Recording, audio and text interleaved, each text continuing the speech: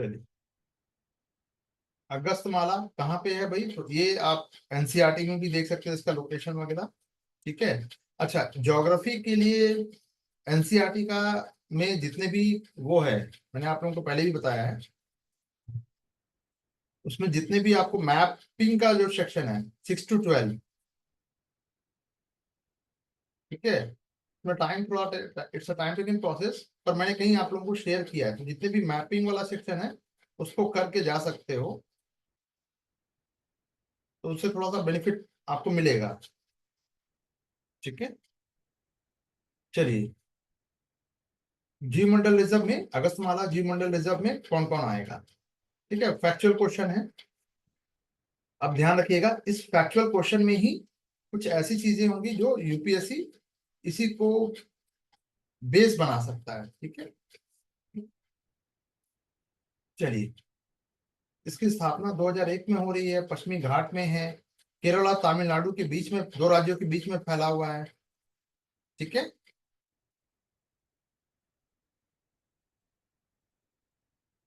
अब इसमें Mundanthurai tiger reserve आएगा, कलक्कड़ मुंडनथुरई टाइगर रिजर्व, शेदुरन्नी वन्यजीव अभ्यारण्य, पेम्पारा वन्यजीव अभ्यारण्य, नैयार वन्यजीव अभ्यारण्य, ये सब वाइल्ड लाइफ सेंचुरी है और एक टाइगर रिजर्व है।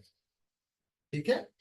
तो पहले तो ये जान लो यार कि ये है कहाँ पे, बस इसका लोकेशन जान लो, ये चारों, क्योंकि ये दो दो राज्यों में है ना, दो राज्यों में फैला हुआ है, ये कम से कम मिनिमम इतना है। ठीक है।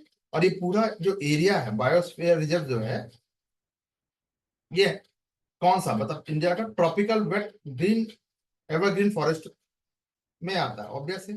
ठीक है। पश्चिमी घाट में है तो यही होगा। इसमें दक्षिण पश्चिम घाट में most deciduous forest of the southern south western ghat, दक्षिण पश्चिम भाग में इसका पर्णपाती मिलेगा, यानी कि सदाबहार भी मिल रहा है, पर्णपाती भी मिल रहा है। ठीक है। और दक्षिण पश्चिम, देखिए दक्षिण पश्चिम घाट में थोड़ा सा यहाँ फोकस रखिएगा, और दक्षिण पश्चिम पर्वतीय वर्षावन ये भी शामिल है इसमें। तो एक छोटे से एरिया में ये तीन अलग अलग फीचर्स के वनों का मिलना। इसके अलावा ये देखिए शोला वन, ये भी शामिल है। तो ये एक यूनिकनेस को दिखाता है, और जब यूनिकनेस को दिखा रहा है तो यूपीएससी आज नहीं तो कल क्वेश्चन यहां से फिर से पूछेगा।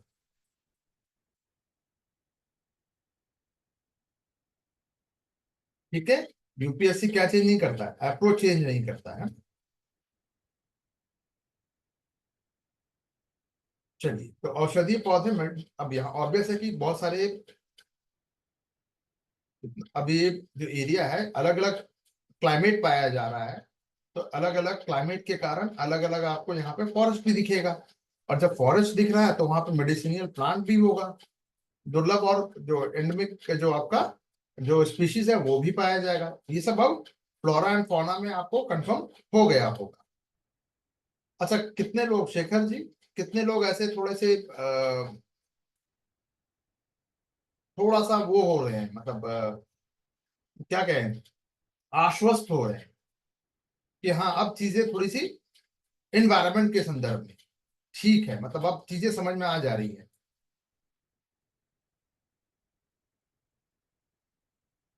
सैटरडे को भी क्लास होगी, वो मैंने लगा दिया है ना, जल्दी से बताइए कितने लोगों को ऐसा लग रहा है। नहीं, जबरदस्ती बोलने की जरूरत नहीं है, ताकि मैं कुछ एनालिसिस कर सकूं फिर। कंफर्ट लेवल पे भी आ रहा है, जैसे कि मैं इसका एक एग्जांपल आपको पूछ ले रहा हूँ। जैसे यार कि ये एरिया जो है, एरिया में अलग अलग क्लाइमेट जोन है, तो जहाँ अलग अलग क्लाइमेट, एक छोटे से एरिया में अलग अलग क्लाइमेट जोन अगर हो रहा है, तो फॉरेस्ट या वेजिटेशन भी अलग होगा, जानवरों के प्रकार भी अलग होंगे, यानी ये कुछ कॉमन चीजें पढ़ते इधर पढ़ते अनियन लेयर, एक के बाद दूसरा लेयर स्टार्ट हो जा रहा है। फैक्चुअल चीजें तो आपको पढ़नी ही होंगी, रटनी ही होंगी। ठीक है, इसके बारे में डिटेल देख सकते हैं, लेकिन ये कॉमन चीजें ये हैं। जैसे आपको ये पता होना चाहिए कि सदाबहार वन जो है उष्ण कटिबंधीय सदाबहार one, tropical wet evergreen forest के फीचर्स क्या है, डिसीसियस का फीचर क्या है, ये बेबी स्टेप है ना। चलिए, फौना में देखिए तो वही सारे चीजें तो मिल ही रही है यहाँ पे। एक स्लेंडर लॉरिस, ये एक चीज देख लीजिएगा, नीलगिरी ताहर तो है ही, बाकी और भी चीजें मिल रही है।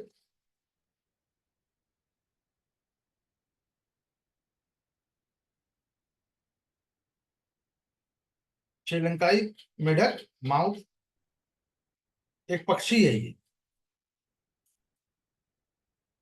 फ्रॉग माउथ, ध्यान दीजिएगा ये पक्षी है। कल को यूपीएससी अगर ये पूछ ले कि श्रीलंका फ्रॉग माउथ जो है, अभी पूछा है ना एक क्वेश्चन, 4-5 क्वेश्चन अभी ने कल वाली क्लास में हमने देखा था।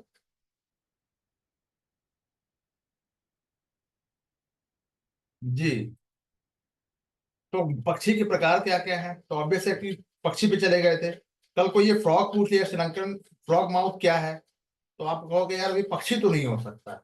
अगर नहीं पता है तो पक्षी नहीं होगा, तो कम से कम एटलीस्ट गूगल पे जाके इसका एक पिक्चर देख लो। कुछ यूनिक चीज हो गया ना। हॉर्निबल, हॉर्निबल तो आपको सबको पता ही है यार, बर्ड होता है, बट ये थोड़ा सा देख लो, ठीक है। सी हॉर्स, फिश नहीं है, है ना, नाम है सी हॉर्स, या फिर फिश है वो।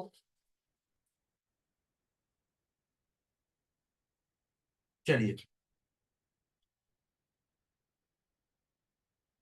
देखिए यह क्षेत्र दुनिया के सबसे प्राचीन जनजातियों में से एक, कनिकरण जनजाति, ट्राइबल भी है, ठीक है। ये यहाँ का स्थानिक है, इंडिजीनियस वनवासी है, ठीक है। आज भी पारंपरिक तरीके से अपना जीवन यापन करते हैं। यह स्थान महर्षि अगस्त के नाम पे रखा गया है, ठीक है। पौराणिक कथाओं में महान ऋषि माने जाते हैं। यूनेस्को ने इसको 2016 में 2016 में इसको मान्यता दी है। भारत के 12 बायो रिजर्व में से एक है, जो यूनेस्को की ग्लोबल लिस्ट में इसको स्थान प्राप्त है, ठीक है।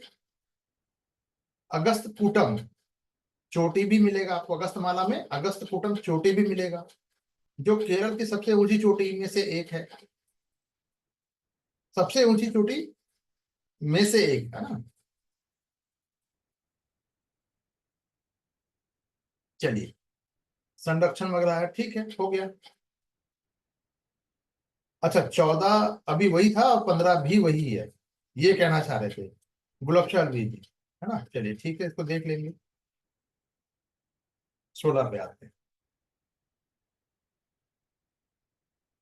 ये कट होगा, ठीक है।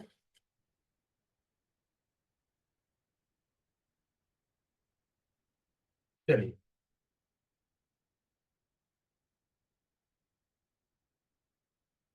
समुद्री कच्छपों में से कुछ जातियां शाक बख्शी होती, कॉमन सेंस है यार ये तो।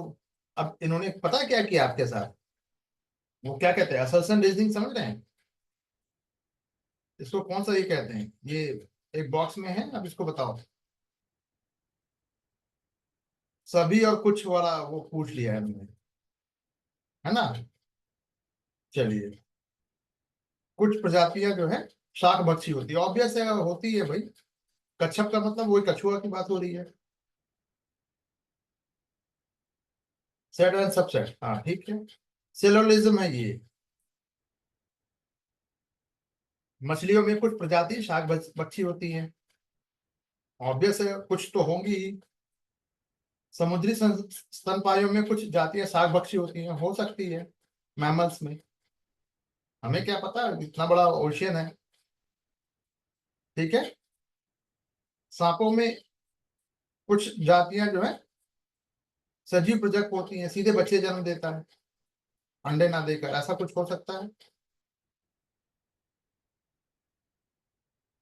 देखिए, कुछ की जब भी बात होगी ना, जब भी कुछ की बात होगी, तो आप ये समझ के चलिए, मान के चलिए कि कुछ हो सकता है यार, दुनिया बहुत बड़ी है, आप बेनिफिट ऑफ डाउट दे सकते हैं, लेकिन एक आध परसेंट आपके क्वेश्चंस में भी चांसेस गलत होने के चांसेस होते हैं, बट वो बहुत ही मिनिमल है। ठीक है, चलिए, ग्रीन सी टर्टल शाकाहारी होगा। ठीक है, खास बातें क्या है, ओमनीवोरस होते हैं युवा, हरे कछुए जो होते हैं ये ओमनीवोरस होते हैं, कुछ भी, लेकिन वयस्क होने के बाद पूरी तरह से शाकाहारी बन जाते हैं, यानी कि बचपन में ये कुछ भी खा ले, बट बाद में ये मेरी तरह शाकाहारी हो जाते हैं, है ना। सी ग्रास खाएंगे और एल्गीज पे डिपेंडेंट हो जाएंगे। ठीक है, इंडेंजर्ड स्थिति अभी स्टेटस है इनका, लगातार इनकी संख्या क्लाइमेट चेंज, प्लास्टिक प्रदूषण के कारण इनका इनकी संख्या घट रही है। ठीक है,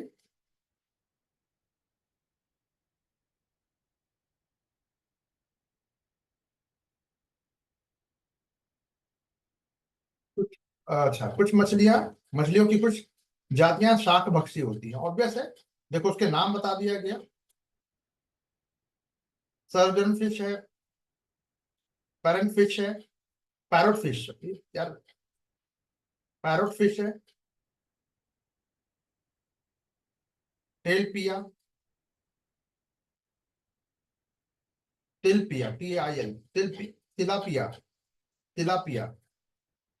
अब बताओ, अब कल को ये पूछ ले, ये तीनों के नाम दे दे, फिश फिश फिश, और इसमें डाल दे एक सी हॉर्स या वेल या कुछ और डाल दे, कौन मछली है कौन नहीं है, शाकाहारी में एक मांसाहारी डाल दे। अरे कमेंट करके बताओ भाई, समझ में आ रही चीजें। मछलियों की ये टाइप में कुछ ऐसी मछलियां डाल दी जाए जो मांसाहारी है, और अब आप पूछ लेगा भैया कि इसमें शाकाहारी कौन है मांसाहारी कौन है, तो एटलीस्ट ऐसे तो हजार होंगे नाम, लेकिन आप कम से कम ये तीन के नाम जान चुके हैं, इतना कर लो। ठीक है, चलो, क्लियर। चलिए, जो पैरट फिश जो है, ये मूंगे को चबाकर उसे रेत में बदल देती है और द्वीपें और समुद्र तटों की रचना में मदद करता है। देखो, पैरट फिश ये है। ठीक है, ड्यूडोंग जो है और मैनेटी कुछ ये स्तनपायी है। ठीक है, ड्यूडोंग जो है ये समुद्री गाय भी है, समुद्री है पूरी तरह से, जबकि मैनेटी खारे और मीठे पानी दोनों में रह सकता है। अगली बार क्वेश्चन पूछा जाएगा तो आपको क्या लगता है, इसको इग्नोर किया जाएगा इस फैक्ट को? बिल्कुल नहीं। तो ड्यूडोंग, जी गुलाबशाह जी क्या है, अरे यार, ऑड वन इस ग्रुप में महासिर को बर्ड के साथ, जी बिल्कुल। ठीक है,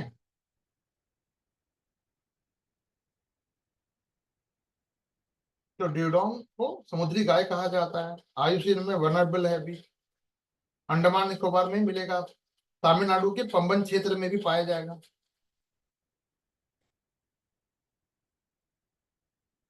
ठीक है,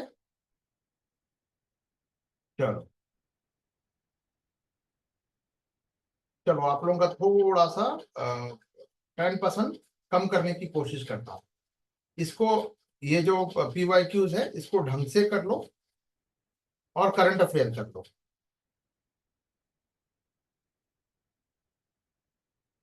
ठीक है, आपके नोट्स में कहाँ से इंपॉर्टेंट सेक्शन, जो सेक्शन कौन सा होगा एग्जामिनेशन पॉइंट ऑफ व्यू से, रिवीजन के पर्पज से, मैं फिर कह रहा हूँ रिवीजन के पर्पज से,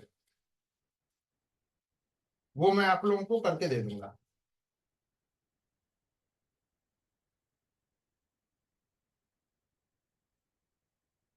तो क्या 10% आप लोगों को लगा कि कुछ वजन कम हुआ?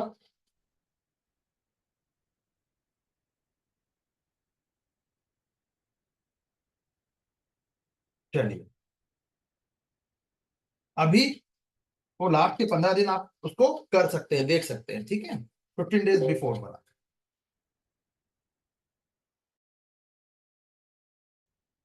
तो जितना अभी मुझे पता है कि आप लोग अभी फैल रहे हैं, डर का माहौल है या प्रेशर का माहौल है, ठीक है, सबके साथ होता है भाई। ये आप ऐसा नहीं है कि सिर्फ प्रेशर आप ही फील कर रहे हैं, सब जितने भी कैंडिडेट जो सीरियस लगे हुए हैं, ठीक है। अच्छा, एक चीज और ध्यान दीजिएगा, जब आपको, अगर आपका मित्र थोड़ा सा लीक से हटके बात कर रहा हो, थोड़ा सा माहौल, थोड़ा सा जो टेंस है वो कम हो जाए, आज की क्लास थोड़ी लंबी चलेगी, ठीक है। तो एंजॉय कीजिए क्लास को भी। हाँ, तो थोड़ा सा पहले सुन लीजिए, जैसे जैसे एग्जामिनेशन पास आएगा, आपके कुछ मित्र गण, अगर आस पास जो आपके साथ तैयारी कर रहे हैं, ठीक है, या नहीं भी कर रहे हैं तो, नहीं कर रहे हैं वाले, ये ज्यादातर उन पे एप्लीकेबल होगा जो कर रहे हैं, किसी तरह से जुड़े हुए हैं, तो वो क्या करेंगे, एग्जामिनेशन से 2-4 दिन पहले वो डिक्लेयर करेंगे कि वो एग्जाम में अपेयर नहीं हो रहे। पहला पॉइंट, वो इस साल छोड़ रहे हैं। ऐसे लोग मिलेंगे आपको, ये हर साल और हर जगह पाए जाते हैं, ऐसे प्राणी उभयचर होते हैं, वो जल थल नभ सब जगह पाए जाते हैं, ठीक है, आपके सामने आके जरूर बोलेंगे। अच्छा, दूसरी चीज, वो आपसे ये भी कह सकते हैं कि उन्हें एग्जामिनेशन के लिए बहुत डर लग रहा है, क्या होगा, ऐसा बोल के वो आपको डराएंगे भी। तो सबसे अच्छा तरीका क्या है, पहली बार बोलते हैं वो उनका आखिरी बार होना चाहिए, कम से कम। नहीं छोड़ पा रहे हैं, पिछले जन्म का प्यार है, नहीं छोड़ पा रहे हैं, ठीक है, अच्छी बात है, कम से कम एग्जामिनेशन तक छोड़ दो।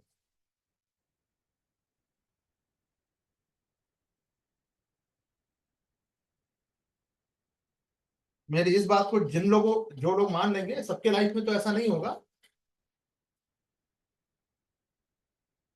लेकिन ऐसा, जो लोग इसमें रह रहे हैं, आइसोलेशन में आप सभी लोग मतलब लगभग सेपरेट ही रह रहे हैं, बहुत ज्यादा लोगों से मिलना जुलना नहीं होता, जो ग्रुप में रहेंगे उनके लिए खास तौर पर, जो पीजी वगैरह में रह रहे हैं, जब कोई फोन करके बोल दे, तो थोड़ा सा ऐसे लोगों को अभी फिलहाल एग्जामिनेशन तक अवॉइड कीजिएगा। आज नहीं तो कल ये बोलेंगे, और जब बोलेंगे तो आप एकदम ड्रेन हो जाओगे। तो एग्जामिनेशन क्वालिफाई करने के लिए, हाँ मयंक जी, ये आपके लिए, मतलब मैं नाम नहीं लेना चाह रहा था, बट पर्टिकुलर ये आपके लिए था, क्योंकि ये चीजें आपके साथ हुई हैं। तो एग्जामिनेशन को क्वालिफाई करने के लिए सिर्फ पढ़ना आना चाहिए, या सिर्फ आप मेहनती हैं, काम नहीं करेगा। आपको, आप अटैकिंग के साथ साथ डिफेंसिव मोड, अपने आप को बचाना भी जरूरी है ना। नहीं तो एग्जामिनेशन से 2 दिन पहले, आपको 4 दिन पहले, जरा सोच के देखो, एग्जामिनेशन से 1 घंटा पहले अगर आपको कोई ये कह दे, मैं शर्त लगाता हूं आपका नहीं होगा, आप की तैयारी मतलब आउटस्टैंडिंग होगी, आप वहीं ड्रेन कर जाओ। आप एग्जामिनेशन के दिन देखोगे कि आपकी आवाज अंदर से तेज नहीं निकल रही है, जैसा आप फील, बहुत प्रेशर फील करते हो। तो अब ये 50 दिन, लगभग 65 दिन बचा हुआ है, अब ये सब चीजें होंगी,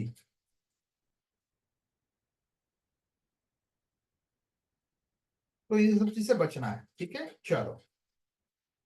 ज्ञानी बाबा का ज्ञान खत्म, टॉपिक पे आते हैं। कुछ लोग कहेंगे कि सर अपना ज्ञान समझ नहीं रहा और ज्ञान कितना ले, है ना। चलिए, सांपों की कुछ प्रजातियां विपिपोरस होती है, सजीव प्रजक होती है, यानी अधिकतर सांप तो अंडे देते हैं भाई, वो भी पैरस होते हैं, बट कुछ जो है वो विपिपेरस भी होते हैं, यानी सीधे जीवित बच्चों को भी जन्म देते हैं। तो सांप अंडे देता है, ठीक है, अच्छी बात है, लेकिन सारे सांप अंडे देते हैं, गलत बात। बोआ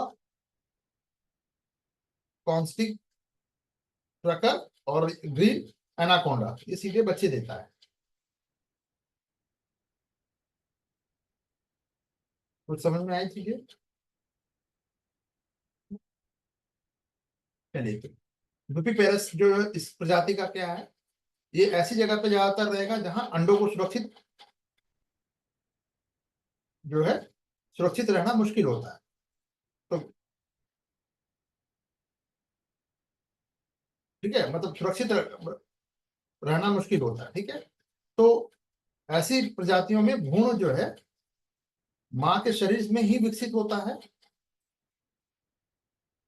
और जीवित बच्चों को जीवित रहने की संभावना बढ़ जाती है। यानी अंडा तो कोई भी खा लेगा भाई, अगर वो बच्चा है तो थोड़ा बहुत हिल डुल रहा है तो छोटे जीव उसको खाने से बचेंगे, है ना।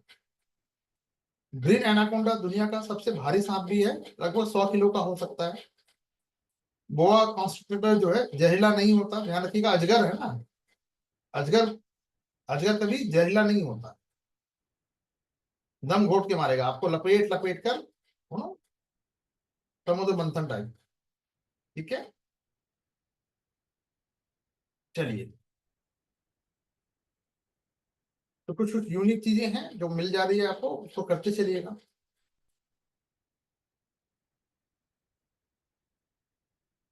नीले मीनाक्षी, ठीक है, और महाशील, ये कहाँ पाया जाता है? मीन पक्ष, मीन पक्ष मतलब मीन का मतलब ही होता है मछली। ध्यान दीजिएगा, महाशील। गुलाबशाल भी जी, दिख रहा है? क्या दिख रहा है? महाशील पूछा गया है, कौन सा ईयर है? कुछ स्टूडेंट ने इसी पे R&D की है, लेकिन अभी ये जो आप लोगों को मैं पढ़ा रहा हूँ ये इंग्लिश मीडियम तक नहीं गया है जी। डॉल्फिन फिर से रिपीट हो रहा है, गंगा की गाय। चलिए, मोरचाप, रस्टी चित्तदार बिल्ली, ये कहाँ कहाँ पाए जाते हैं, उनका हैबिटेट कहाँ है? ठीक है, तो ये आपका महाशीर कावेरी में पाई जाएगी, और बिल्ली जो है पूर्वी घाट में। तो कुछ यूनिक चीजें हैं जो यहाँ पाई जा रही है। डॉल्फिन जंगल में नहीं पाई जाती है, गंगा में पाई जाती है ना, तो चंबल तो MP में हो गया। ठीक है, चलिए, ब्लूफिन महासेल, तो ये पुणे शहर के पास एक मूला खुला मूला मोथा नदी है, मूला मोथा नदी है, रिवर है, ये कृष्णा नदी बेसिन का एक हिस्सा है। आप लोगों को ज्योग्राफी के लिए भी क्या रखा है मैंने, गंगा, ब्रह्मपुत्र, गोदावरी, सबका बेसिन कवर करके चलना, यमुना बताया है, अगर नहीं याद है तो अलग से लिख लो। जितना मैंने NCERT में बता के मतलब रख दिया है उतना सफिशियंट है। चलिए, दक्कन का पठार प्लेटो का की ये अन्य नदियां भी पाई जाती हैं, कौन कौन सी नदी है देखिए, ठीक है, कॉमन सेंस। गोदावरी, कृष्णा, कावेरी। कावेरी सबसे पवित्र नदी, जैसे नॉर्थ इंडिया में गंगा है उसी तरह से दक्षिण भारत में पवित्र नदी है कावेरी। जिस तरह से नॉर्थ इंडिया में सबसे लंबी नदी है गंगा, 25-25 किलोमीटर, 25-25 मतलब 2525 जो लंबी नदी है गंगा। उसी तरह से गोदावरी जो है दक्षिण भारत की लंबाई के हिसाब से नदी है, इसका थाला सबसे बड़ा है। ठीक है, चलिए, मीठे पानी की फ्रेश वाटर है। ठीक है, नदी है तो फ्रेश वाटर ही होगा, फिश होगा। डेक्कन महासील या टोड के नाम से भी इसको अलग अलग नाम से भी जाना जाता है। देखो, अभी अलग नाम दे दिया इस बार, फिर क्या करोगे? बोलोगे सर पता नहीं कहाँ से पूछ लिया था। IUCN में लिस्ट कंसर्न है, लिस्ट कंसर्न का मतलब यार मछली मिल रही है खाने की चीज, मतलब खा सकते हैं, तो भरपूर मात्रा में है अभी। ठीक है, भारत की पारंपरिक मत्स्य पालन संस्कृति का एक महत्वपूर्ण हिस्सा भी है। ठीक है, चलिए।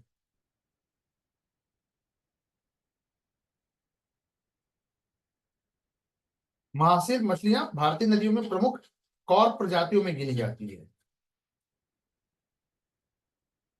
आज मोहित कुमार गायब दिख रहे हैं, ऐसा क्यों है?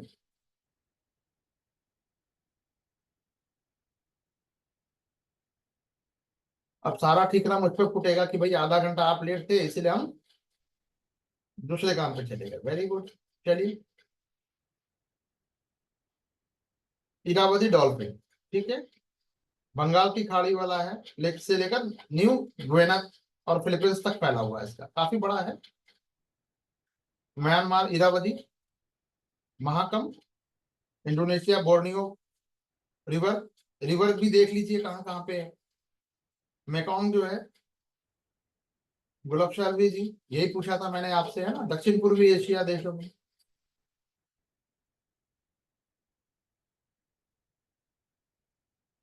ठीक है, चलिए। चिल्का लेक कहाँ है? उड़ीसा में। यहाँ पे ये लेगून आबादी सबसे एकल लेगून आबादी का घर है ये। डॉल्फिन की सबसे अधिक एकल लेगून आबादी हुआ। यहाँ पे जो पाई जाती है डॉल्फिन जो है, समुद्र पानी में भी अनुकूलित हो चुकी है। ये एक नई चीज है।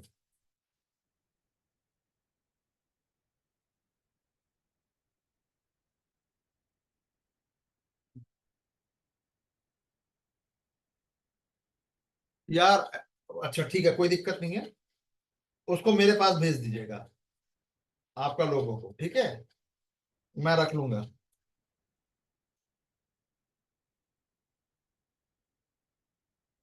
चलिए, ठीक है, ठीक है।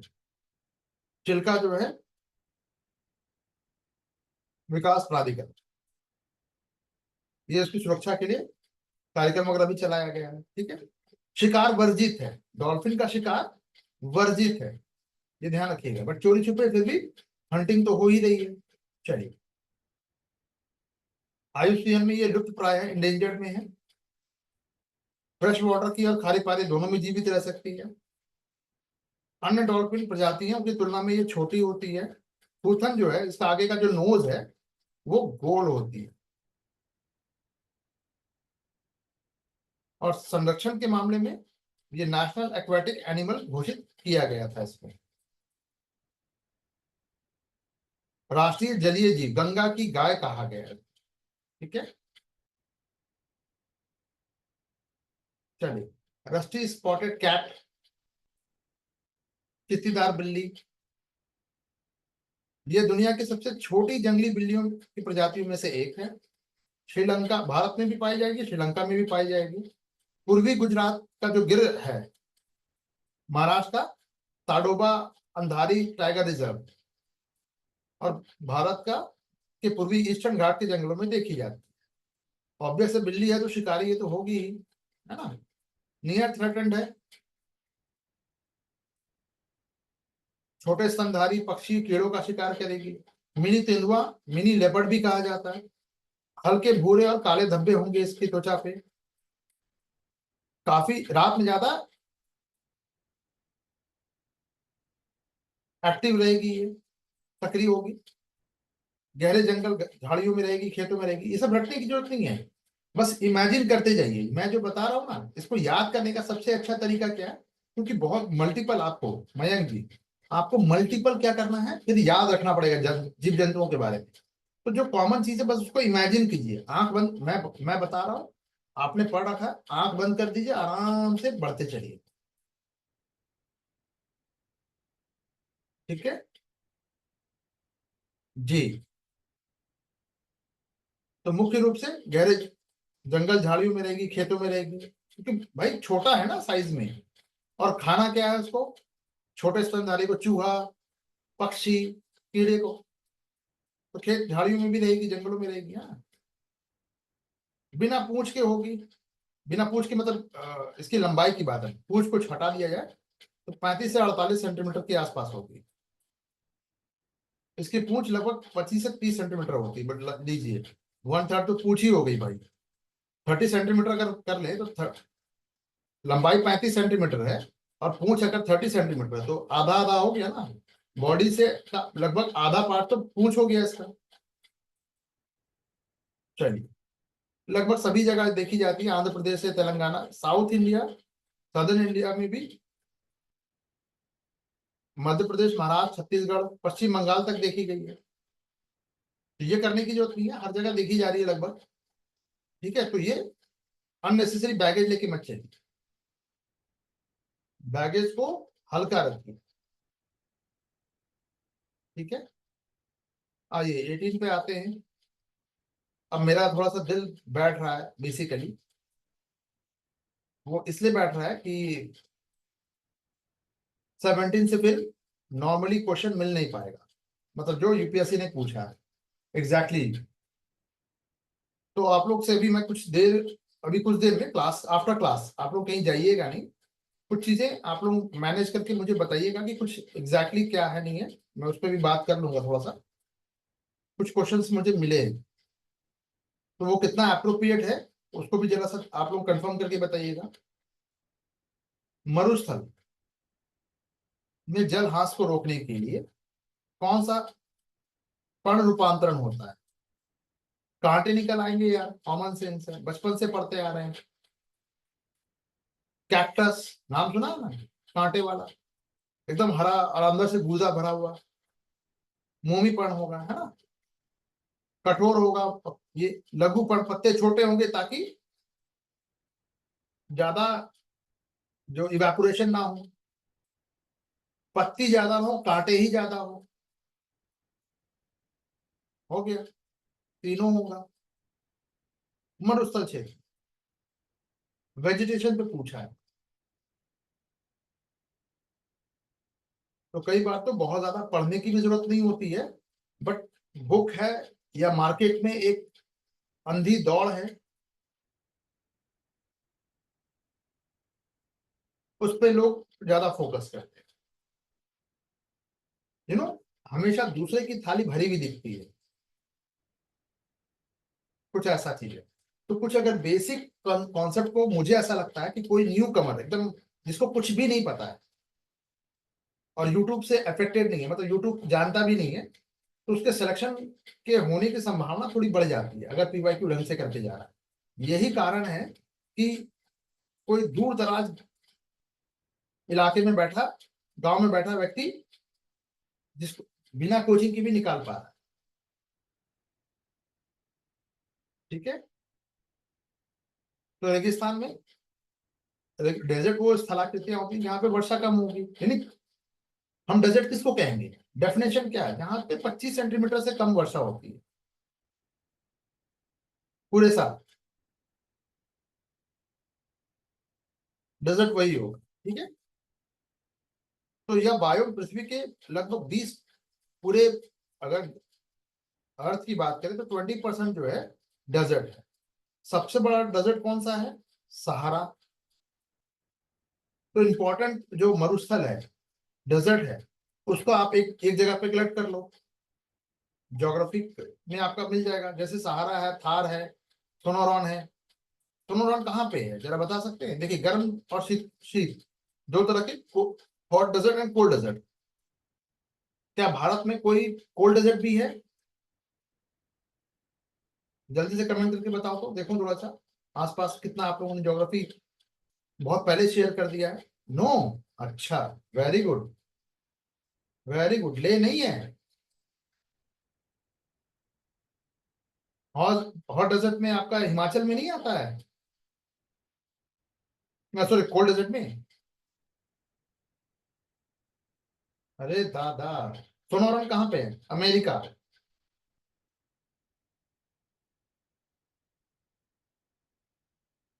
देखिए, यही वो चीज है, कोई बहुत बड़ी चीज मैंने नहीं पूछी, और ये सब पीसीएस में पूछा गया, मल्टीपल टाइम्स पूछा है बॉस। ठीक है, तो इम्पोर्टेंट, अब जैसे कि वो ऑस्ट्रेलिया में ये जो आपका इंडिया है, यहाँ पे ऑस्ट्रेलिया है, ऑस्ट्रेलिया में कहाँ पे है? वेस्टर्न पार्ट में डेजर्ट है या ईस्टर्न पार्ट में डेजर्ट है? जल्दी बताओ। वेस्टर्न। क्या नाम है? क्या नाम है? नाम बताओ।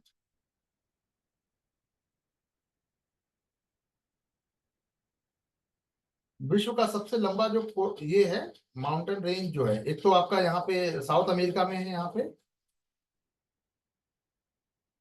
Great Sandy and Great Eliza. अच्छा, ठीक है। आप यहाँ उठा के देखोगे ईस्ट साइड पे, तो एक पूरी रेंज है। ये क्या है? ऑस्ट्रेलिया का। ये सब तो करवा दिया गया होगा भाई, ये सब। अब क्या बोलूं मैं? इतना टाइम लग रहा है आप लोगों को। कोरल कौन सा ये है? रेंज क्या है ये? कौन सा रेंज है ये?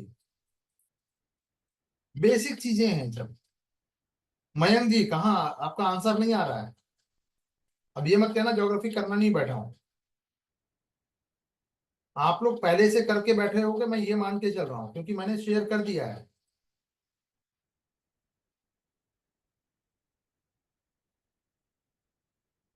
Great barrier reef. बिल्कुल, कोरल वाला ग्रेट बैरियर रीफ विश्व का सबसे लंबा है। इतना इतना ज्यादा टाइम लग गया बताने में।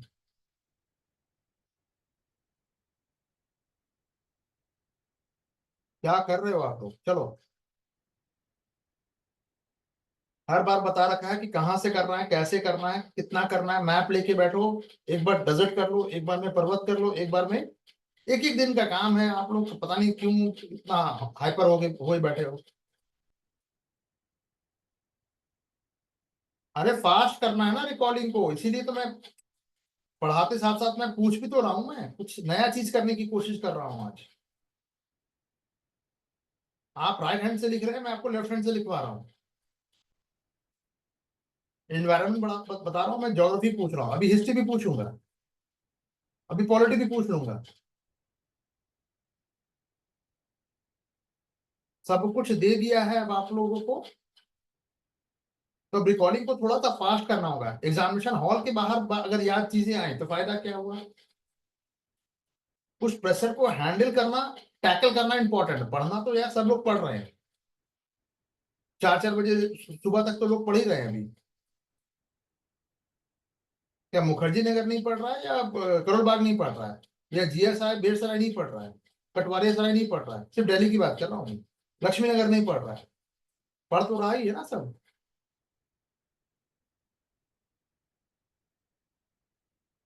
भारत के मुख्तलिफ इलाकों में लोग पढ़ ही तो रहे हैं। लेकिन प्रेशर हैंडल कौन करेगा? क्विक रिकॉल कौन कर पाएगा? एग्जाम से एक रात पहले सो कौन पाएगा? बहुत सारी चीजें हैं। आपके सिलेक्शन के लिए सिर्फ पढ़ना ही काफी नहीं है। चलिए। अडेप्टेशन इन डेजर्ट प्लैनेट्स में, ठीक है। और उसके लिए कुछ अनुकूलन वगैरह जो है, रेगिस्तानी जो जो प्लांट्स जो है, उसके बारे में पूछा गया है। तो गर्म और शीत दोनों प्रकार के रेगिस्तानों में पौधे जो है शुष्क उद्भिद ये यानी एक्सोफाइट जो होते हैं, पौधे का वर्चस्व होता है।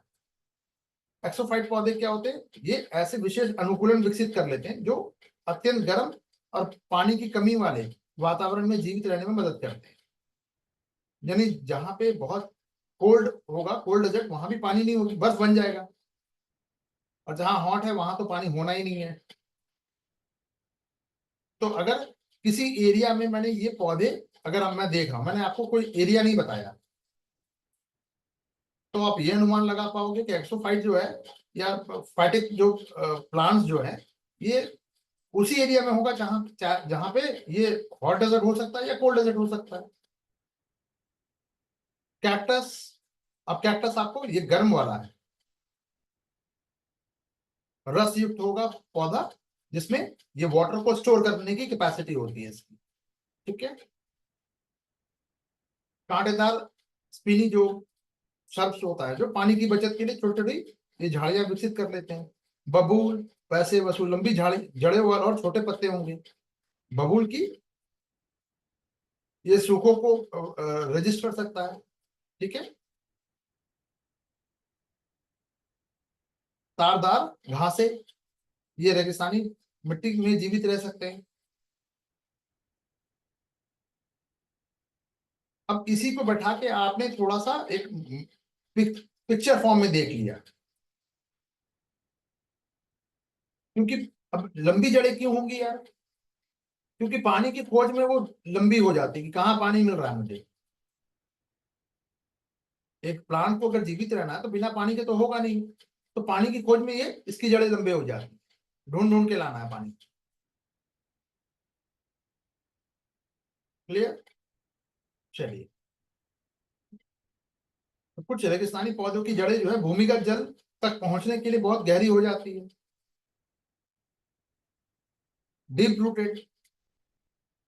वाइड स्पेयर रूट में क्या है, कुछ पौधे सतही जल को जल्दी सोखने के लिए अपनी जड़ों को क्षैतिज रूप से फैला लेते हैं।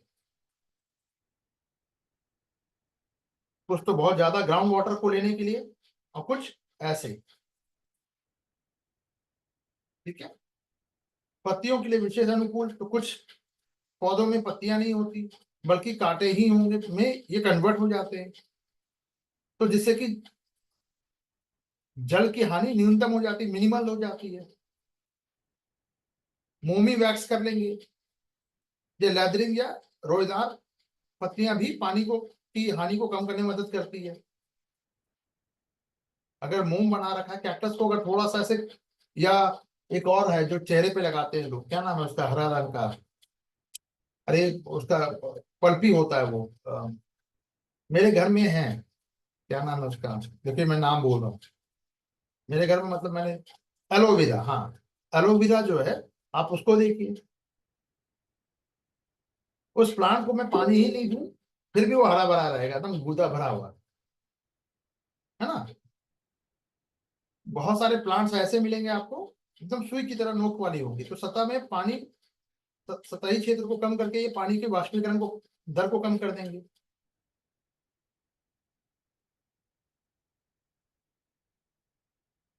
बीजों का संरक्षण, घासों, रेगिस्तान में जो पाई जाने वाली कई प्रकार की जो घास है और जड़ी बूटियों के बीज ऊपरी सतह मोटी और कठोर होती है,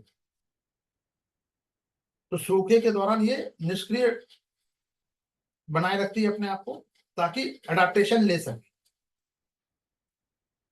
और जब ऊपर का कवर शेल बहुत कठोर होगा तो एनवायरनमेंट का बहुत ज्यादा असर नहीं पड़ेगा, लेकिन जैसे ही आप उसको, जब उसके अनुकूल मिलेगा तो वो अंकुरित हो सकता है, पानी डालिए तो अंकुरित हो जाएगा। ठीक है, चलिए, कैम प्रकाश संश्लेषण, प्रकाश संश्लेषण, ठीक है। तो कुछ रेगिस्तानी पौधों में कैम प्रकाश संश्लेषण विकसित हुआ है। ये रात में क्या करते हैं, CO2 ग्रहण करते हैं और दिन में प्रकाश संश्लेषण करते हैं, इससे भी पानी की हानि कम होती है। इसका एग्जाम्पल है कैक्टस, एगेव और अनानास, पाइनएप्पल, ये कैम का एग्जाम्पल है, कर लो, आएगा।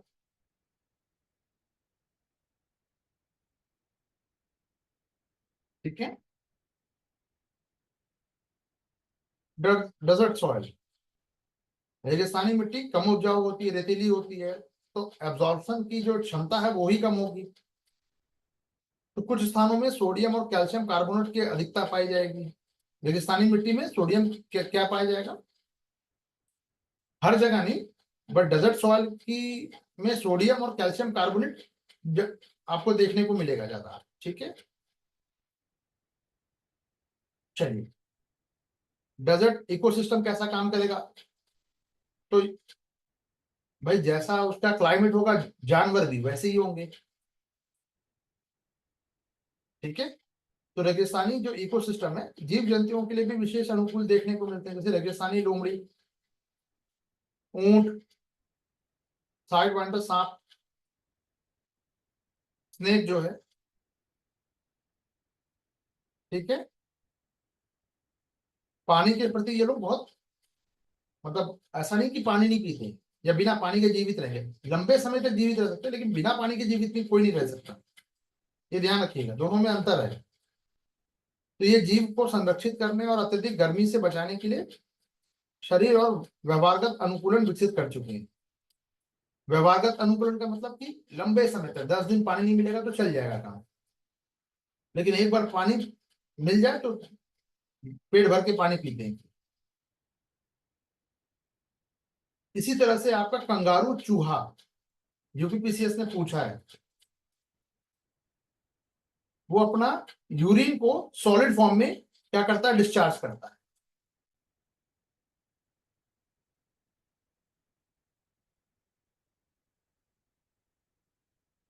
ठीक है। जिस तरह से यूपीपीसीएस अपने आप को चेंज कर रहा है, आप देखिएगा कि वो इसी लेवल पे आ रहा है, आईएएस के लेवल पे जा रहा है। ठीक है, पूरी तरह से अभी आने में वक्त लगेगा। By the way 27 July I think Gulab Shalvi ji RO का पेपर है, कल आपने भेजा है। ठीक है, चलिए। तो एक जो दिक्कत थी, डर भय था कि भाई यूपीएससी इज्जत सम्मान पूर्वक दे सकते हैं कि नहीं, नहीं बिल्कुल दे सकते हैं, बहुत अच्छे तरीके से दे सकते हैं। तो जिन लोगों का आईएएस का बहुत अच्छा एग्जाम जा रहा है वो मेंस में लगिएगा, जिन लोगों को लगता है कि नहीं हो पाएगा वो तो 2 दिन के बाद मालूम चल ही जाएगा एग्जाम के, वो लोग आरओ का फॉर्म भर रखा होगा तो आरओ में जाइएगा, नहीं तो यूपीपीसीएस पे। बाय द वे यूपीपीसीएस का लास्ट डेट क्या है फॉर्म फिल करने का, ये भी मुझे थोड़ा सा बता दीजिएगा। चलिए नेक्स्ट क्वेश्चन की तरफ चलते हैं। कार्बन निषेचन, कार्बन फर्टिलाइजेशन को सर्वोत्तम वर्णित रूप से वर्णित करेगा कौन सा स्टेटमेंट? कार्बन फर्टिलाइजेशन क्या है भाई?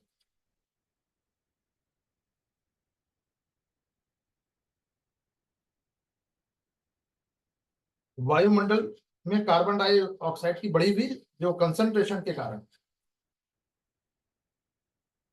बढ़ी हुई पादप विधि, यानी कार्बन फर्टिलाइजेशन का फर्टिलाइट, फर्टाइल का मतलब क्या होता है? कार्बन के कारण बहुत उर्वरक या उपजाऊ हो गया, यही तो कुछ ना, ऐसे ही कुछ। चलिए थोड़ा सा इसको देखते हैं, कार्बन निषेचन या कार्बन फर्टिलाइजेशन होता क्या है।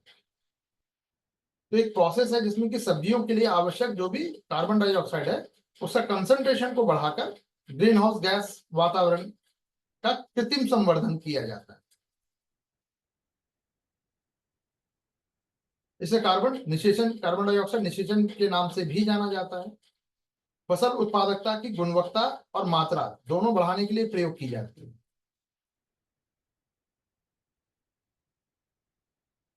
ठीक है, तो बस सब्जियां हो, फल है, सजावटी जो पौधे हैं कि खेती के काम में इसको लाया जाता है। देख लीजिए उसके एग्जाम्पल है, अजवाइन है, सलाद है, टमाटर है, आपका एग प्लांट बैगन है,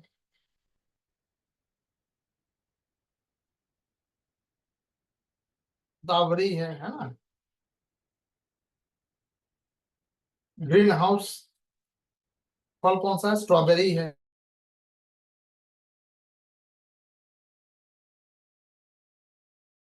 सजावटी पौधों में एक पूरे उसमें बना के उगाए जाते हैं सजावटी पौधे, ये कोल्ड क्लाइमेट के लिए उपयुक्त होता है, ध्यान रखिएगा विशेष रूप से, क्योंकि प्रकाश संश्लेषण की दक्षता को बढ़ाकर फसल उत्पादन में सुधार करता है। अब यहाँ पे सजावटी पौधों के थोड़े से एग्जाम्पल छूट रहे हैं, यहाँ पे मुझे थोड़ा सा एग्जाम्पल डालना होगा। ठीक है, मैं अलग से दे दूंगा, आप लोग हाथ से लिख लीजिएगा।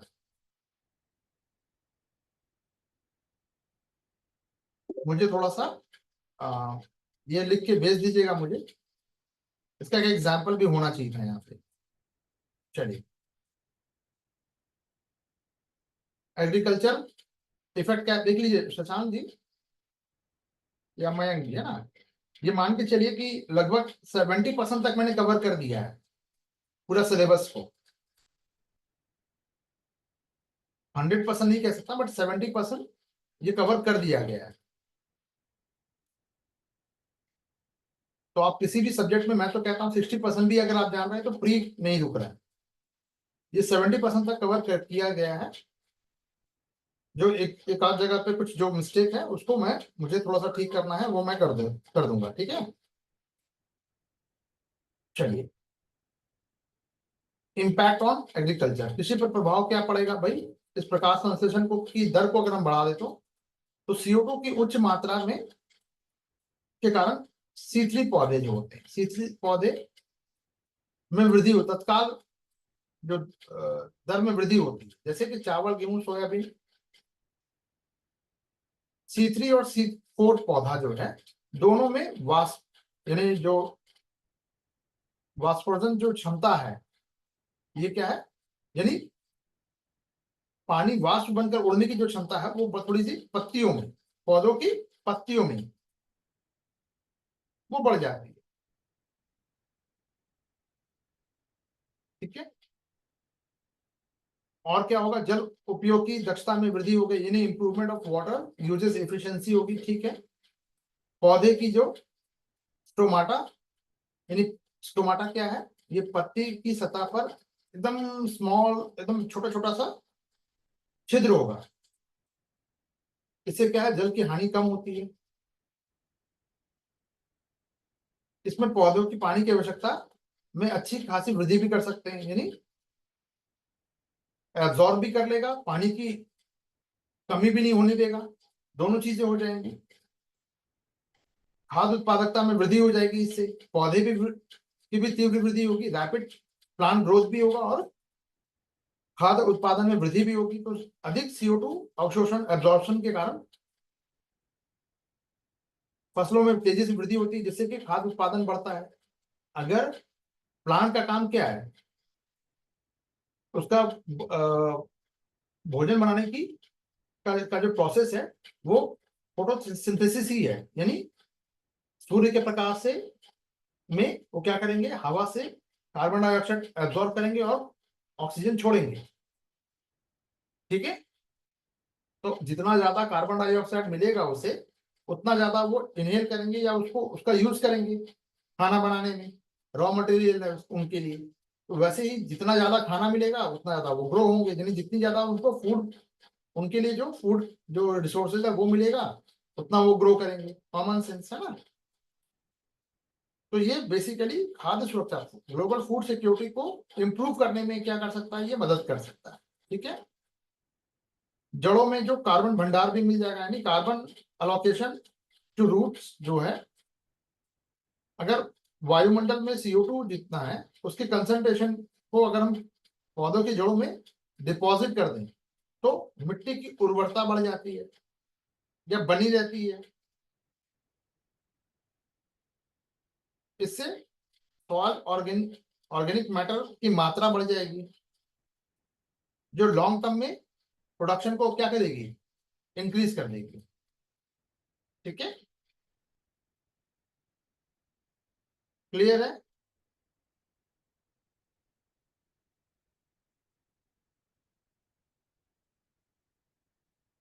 वनस्पति में अगर हम बात करें, वनस्पति और प्रजनन बायोमास में वृद्धि की बात करें, तो बायोमास का मतलब क्या है, यानी जो अवशेष बच रहे हैं।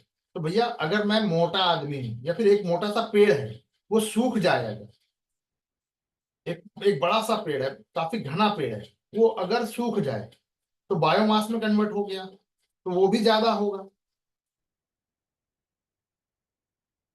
कॉमन सेंस ये निकल के आ रहा है ना। तो CO2 की उच्च कंसंट्रेशन से क्या है, पौधों की वनस्पति और प्रजनन रिप्रोडक्टिव क्या करता है, बायोमास में वृद्धि करती है, बिल्कुल करती है। पौधे के फलने फूलने, फ्लावरिंग एंड जो फ्रूटिंग है, इसकी दर को बढ़ाएगी, जैसे कि प्रोडक्शन, अधिक मास प्रोडक्शन संभव है। जो बाग लगाया जाता है, फलों के बाग है ना, देखा है पर्टिकुलर एरिया में प्रोडक्शन ज्यादा वही होता है, ऐसा क्यों होता है, ठीक है। चलिए, एक और इंपॉर्टेंट चीज है, C3 और C4 पौधे में अंतर क्या होता है बॉस। तो ऊपर में हमने C3 पौधे के बारे में देखा था, ये आलू एक और नया ऐड हो गया इसमें, गेहूं, चावल, सोयाबीन जो देखा ही था। C4 में है गन्ना। C4 का मतलब क्या है, जिससे हम सीधा क्या कर सकते हैं, तेल ऑयल वगैरह निकाल सकते हैं। उसको प्लांट में बायोडीजल से तैयार किया जा सकता है, बाजरा ज्वार। ठीक है। प्रकाश संश्लेषण में क्या होगा, इसकी सांद्रता धीमी होती है और यहाँ पे उच्च CO2 होगा, स्तर पर अधिक प्रभावी होगी C4 में। स्ट्रेटोमाटा में क्या है, अधिक समय तक ये उसका जो छिद्र है वो खुला रहता है, जिससे कि जल की हानि अधिक होती है। C3 पौधे में, C4 पौधे में क्या होगा कि ये बहुत कम समय के लिए खुलते हैं, इसलिए हानि ही नहीं होगी जल की, तो जल बचा रहेगा C4 में। C4 एक्सप्लोसिव भी होता है, बट वो मैं उस C4 की बात नहीं कर रहा हूं, मैं प्लांट की बात कर रहा हूं। ठीक है। कार्बन निषेचन की बात करें हम, तो कार्बन निषेचन से यानी फर्टिलाइजेशन से क्या है, पौधे की वृद्धि बढ़ सकती है, बिल्कुल बढ़ सकती है। यदि तापमान बहुत अधिक बढ़ जाता है तो फिर फसल को नुकसान भी पहुंचा जा सकता है, इसीलिए ग्लोबल वार्मिंग नुकसानदायक है।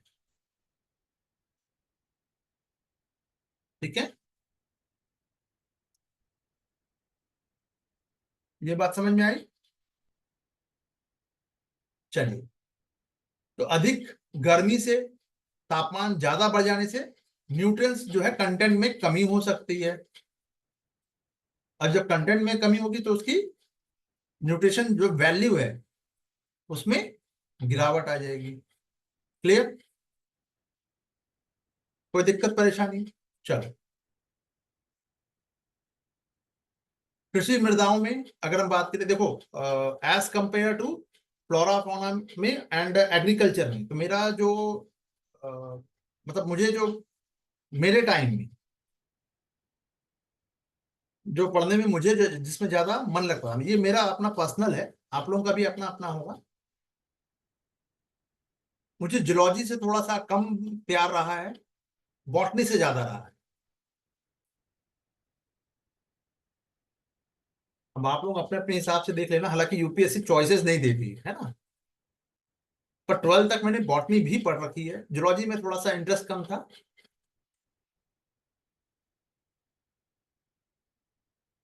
तो एग्रीकल्चर में थोड़ा सा मुझे ज्यादा इंटरेस्ट रहा है। प्रैक्टिकल चीजें हैं, हालांकि जूलॉजी भी ठीक है, वो भी अच्छा है, कॉर्डेड नॉन कॉर्डेड वहां भी है, लेकिन चलो, यूपी में तो ये हिंदी में होता है, बट बिहार एंड झारखंड में आपको साइंस पढ़ना है तो इंग्लिश में ही होगा, हिंदी में स्कोप नहीं है। यही कारण है कि यूपी में कोई भी 90% जनता बीएससी करती है, लेकिन वो हिंदी में होती है। आप में से कुछ लोग यूपी से होंगे तो आपको पता होगा। चलिए, कृषि मृदाओं के संदर्भ में बात कर लेते हैं। अच्छा, मिट्टी की बात कर लेते हैं। ठीक है, बहुत इजी क्वेश्चन पूछा गया है। मृदा में, मिट्टी में कार्बनिक पदार्थों के उच्च अंश इसकी जल धारण क्षमता को प्रबल रूप से कम करता है। कम करता है यार, अधिक करेगा ना। मिट्टी अच्छी होगी तो ज्यादा देर तक वो रखेगा ना भाई।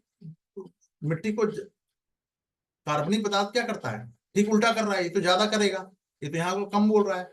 स्टेटमेंट क्या हो गया, गलत हो गया। ठीक है। गंधक यानी सल्फर चक्र मृदा के निर्माण में कोई भूमिका नहीं, मृदा में की गंधक जो साइकिल है, ठीक है, यानी सल्फर साइकिल जो है, इसमें मृदा की कोई भूमिका नहीं होती। ऐसा कैसे हो सकता है? सल्फेट है, नाइट्रोजन चक्र बताया है मैंने आप लोगों को, सल्फर चक्र है, कार्बन चक्र है, फास्फोरस चक्र है, बताया है। ये सब नाम सुना होगा क्लासेस में, यहाँ हुआ है, इसी क्लासेस में हुए है ना। तो मिट्टी की भूमिका नहीं होगी ऐसा कैसे हो सकता है? कोई भूमिका नहीं है, कोई भूमिका नहीं है। अरे कैसे बोल रहे हो यार? कुछ समय अवधि, कुछ टाइम पीरियड के लिए तक सिंचाई की कुछ कृषि भूमियों के लवणीभवन में योगदान कर सकती है, कुछ समय अवधि के लिए। कुछ समय के लिए सिंचाई जो है कुछ भूमियों में, लवणीभवन का मतलब लवण को रोक सकती है सिंचाई के अगर कुछ वर्षा आधारित, अगर देखो कोई भी लैंड है, पीस ऑफ लैंड है, अगर वहां पे बारिश का पानी हो रहा है तो सबसे ज्यादा फर्टाइल मानी जाएगी। नदियों का पानी से सिंचाई हो रहा है, बहुत ही फर्टाइल मानी जाएगी। लेकिन अब उससे थोड़ा सा कम अगर हम बात करें, कम फर्टाइल भूमि, तो वहां पे ग्राउंड वाटर से आप सिंचाई कर लो, वो भी ठीक है। तो सिंचाई जो है, जो इरिगेशन जो है, ये कुछ हद तक आपका एग्रीकल्चर लैंड को लवणी भवन में योगदान कर सकती है, क्योंकि अगर आप बार बार आप उससे सिंचाई करोगे, लवणी भवन का मतलब हो गया कि एक एसिडिक है, दूसरा बेस है ना, तो थोड़ा सा क्षार वो क्षारीय युक्त बना सकती है ना। चलिए थोड़ा सा इसको देख लेते हैं। अच्छी मिट्टी क्या है? जिसमें गुड, जिसमें कि वाटर होल्डिंग की कैपेसिटी ज्यादा हो, जल धारण करने की क्षमता ज्यादा होती है। लोमी सॉइल में सबसे ज्यादा होगी, दोमट मिट्टी में। गंगा का जो मैदान है, एरिया है, यूपी एंड बिहार वाला एरिया, बहुत ही फर्टाइल माना गया है। कावेरी और कृष्णा का जो बेल्ट है, चावल के लिए बहुत फर्टाइल माना गया है, होल्ड करने की ज्यादा है, रखती है ना। चलिए, तो ये जल जल अगर धारण करके रखेगी, मिट्टी में अगर अगर वाटर कैपेसिटी ज्यादा है, होल्ड करके ज्यादा देर तक रखेगी, तो सिंचाई की आवश्यकता कम पड़ेगी और उसका यूज प्लांट कर लेंगे। तो soil texture and organic matter जो है, मिट्टी की अगर बनावट में अगर हम बात करें, यानी सॉइल टेक्सचर और ऑर्गेनिक मैटर इसकी जल धारण क्षमता को निर्धारित करने में प्रमुख भूमिका निभाते हैं। बिल्कुल निभाते हैं भाई। मृदा की कार्बनिक पदार्थ मृदा की भौतिक और रासायनिक गुणों को प्रभावित करता है, बिल्कुल, कि किस प्रकार का मिनरल मिल रहा है। मान लीजिए चट्टान में है, चट्टानी मिट्टी है, झारखंड वाली पठारी मिट्टी है ये, तो कम फर्टाइल होगी। यह डिपेंड करेगा कि कौन से उसमें, मान लीजिए कि भाई आसपास का एरिया में आयरन वोट ज्यादा है, तो मिट्टी लाल हो जाएगी।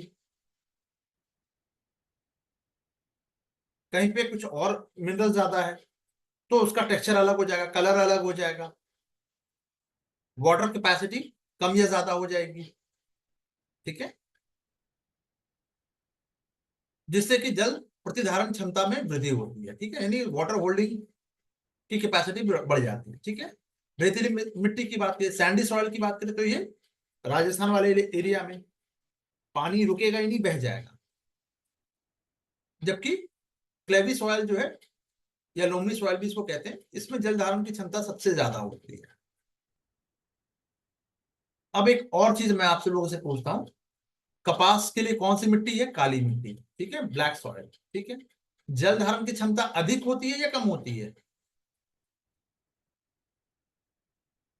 जिन लोगों ने पीसीएस पढ़ रखा होगा, दो दो तीन तीन बार एग्जाम दे रखा होगा, वो लोग बताए। सभी लोगों ने दे रखा है।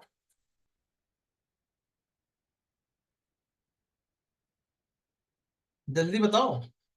कम होती है, बिल्कुल सही बात। अगर ज्यादा होगी तो क्या होगा? अब ये बताओ।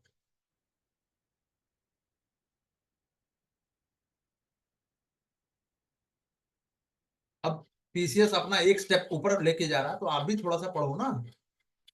ये तो रटाफिकेशन है। ज्यादा हो गया तो क्या होगा? कपास के लिए जड़ जो है वो सड़ जाएंगी।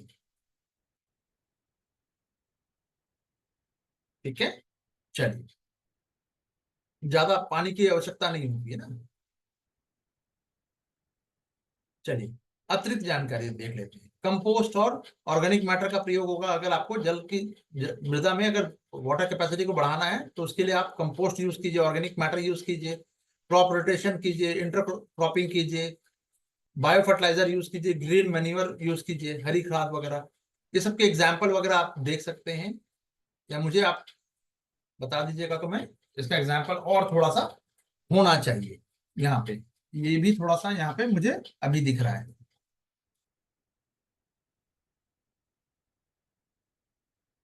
क्लियर?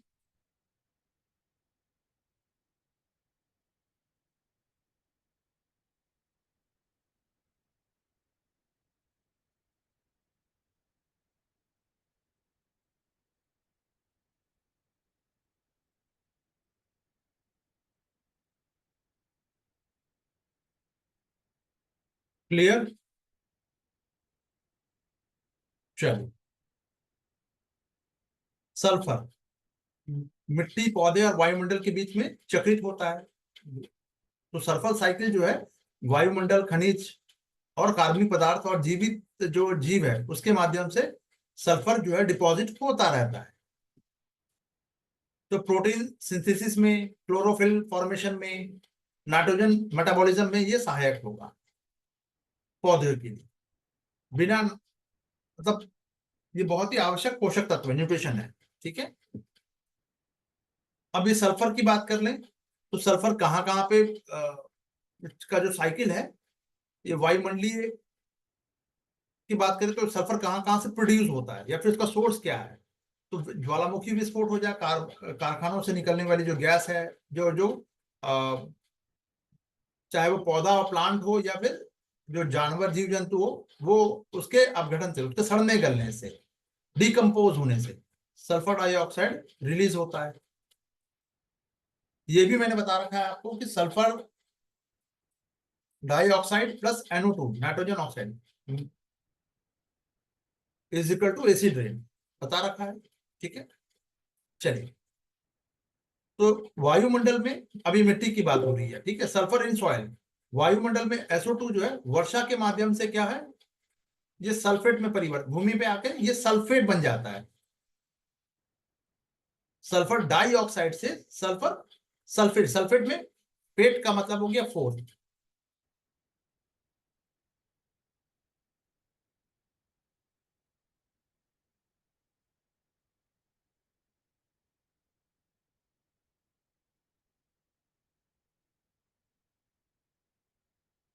मैंने क्या पूछा था, काली कपास मिट्टी है ना।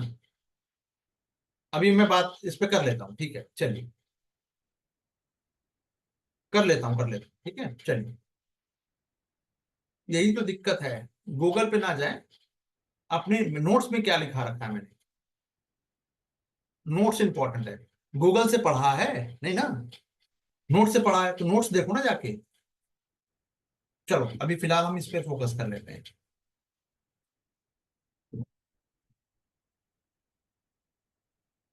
90% जनता आंसर जो मिलाती है वो गूगल से मिलाती है भैया। जो इसका मतलब कि आपको खुद नहीं पता कि आपने कहां से क्या पढ़ा है। सोच के देखो। चलो, वर्षा के माध्यम से भूमि पर आकर ये सल्फेट में कन्वर्ट हो जाता है और ये पौधे इसको एब्जॉर्ब कर लेते हैं। तो सल्फर युक्त जो खनिजों के विघटन से क्या है, मिट्टी में सल्फर की मात्रा बढ़ती है। ठीक है। और यही सल्फेट जो है, पौधे जो है सल्फेट को अपनी वृद्धि और एंजाइम निर्माण में यूज कर लेते हैं। तो पौधे और जानवर के जो अवशेष है वो बैक्टीरिया द्वारा क्या कर देते हैं, डिकम्पोज कर दिए जाते हैं। इससे भी जो सल्फर रिलीज होता है और मिट्टी में वापस मिल जाता है और वायुमंडल में वो वापस पहुंच जाते हैं। ये साइकिल है, आसमान से गिरे फिर वापस आसमान में आ गए, ये साइकिल चलती रहेगी। तो सल्फर की कमी का लक्षण क्या है, पत्तियों का पीला पड़ना। कोई भी प्लांट में अगर पत्तियां पीली पड़ रही है, समझ लीजिए इसकी क्लोरोसिस अगर हो रहा है, पीलापन, तो सल्फर की कमी है। पीले रंग का सल्फर है, ध्यान भी रखिएगा। प्रोटीन सिंथेसिस में कमी हो जाएगी, प्रोटीन नहीं मिल रहा है पौधों को, तो सल्फर की कमी। पौधे बढ़ नहीं रहे तो सल्फर की वृद्धि। ये क्लियर। चलो, तो सल्फर का प्रमुख स्रोत क्या है, जिप्सम, अमोनियम सल्फेट एंड जैविक खाद। क्लियर।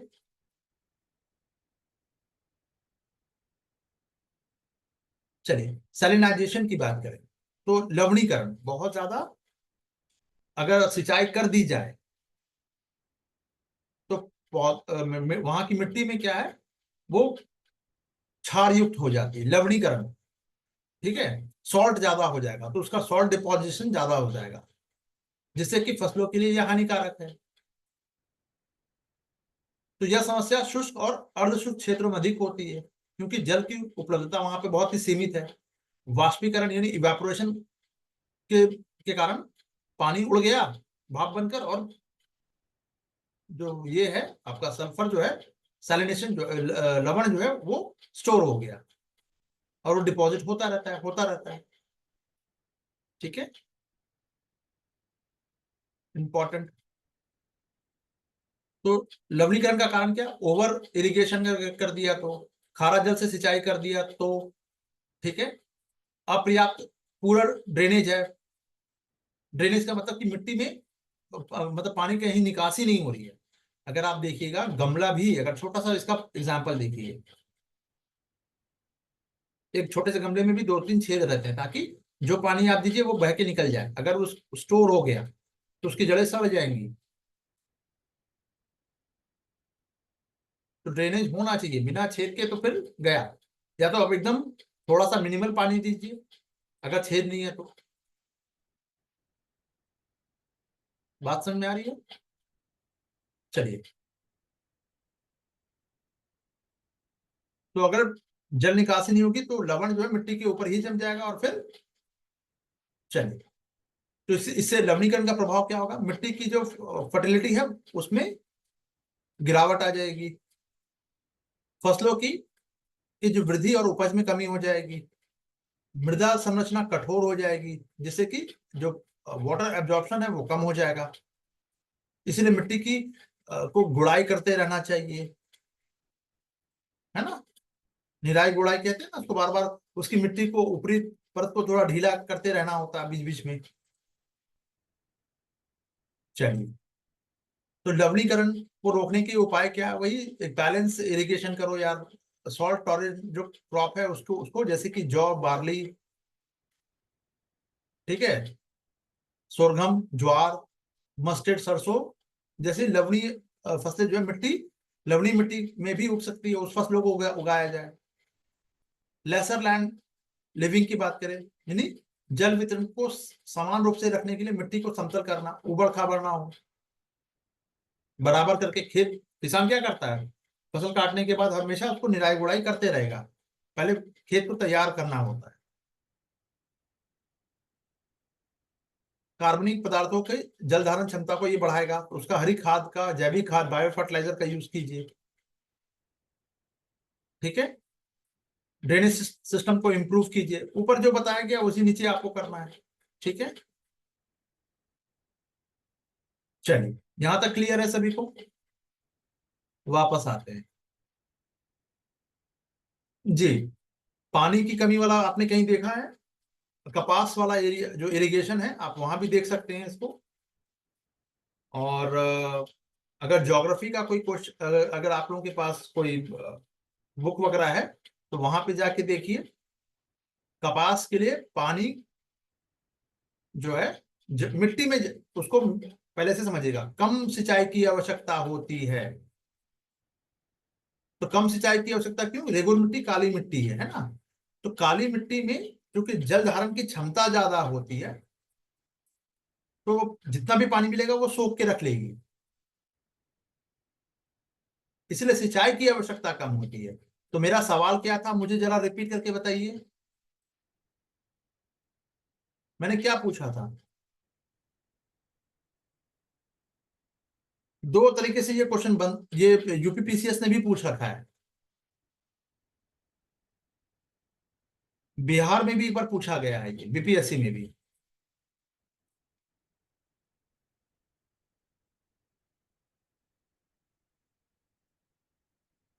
कोई बताएगा कि मैंने क्या क्वेश्चन पूछा था? अब तो रिकॉर्डिंग में जाके देखना पड़ जाएगा मुझे कि मैंने पूछा क्या था।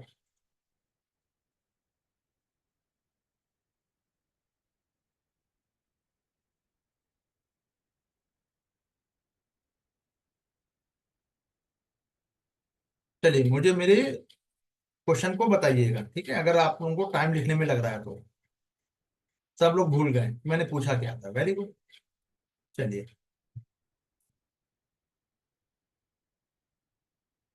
काली मिट्टी की में जल धारण की कैपेसिटी क्या है? जल धारण की क्षमता ज्यादा होती है बट सिंचाई की जरूरत कम होती है। काली मिट्टी में जल धारण की क्षमता ज्यादा होती है बट सिंचाई की आवश्यकता कम होती है। ठीक है, स्टेटमेंट को लिख लीजिए। एक बार आपने सिंचाई कर दी तो वो पानी को बनाए रखेगी।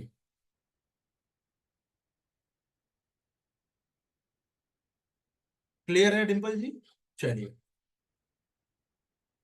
ये आपको वहां भी मिल जाएगा। अगर आप कपास वाला क्या नाम है वो घटना चक्र जो है ना, सब वहां भी मिल जाएगा आपको, उसमें भी देख लीजिएगा, देख सकते हैं। अगर पीसीएस तैयार कर रहे हैं तो ऑब्वियस कर रहे होंगे। चलिए, भारतीय कृषि के परिस्थितियों के संदर्भ में संरक्षण कृषि, इसका कॉन्सेप्ट का इंपॉर्टेंस बढ़ जाता है। क्यों? संरक्षण कृषि के अंतर्गत आएगा क्या क्या? एक धान्य कृषि पद्धतियों पर, एक धान्य यानी एक फसल का उसको छोड़ दिया जाए। परिहार का मतलब लिमिट है ना, छोड़ देना। क्या ये आएगा संरक्षित कृषि में? न्यूनतम जोत को अपनाना,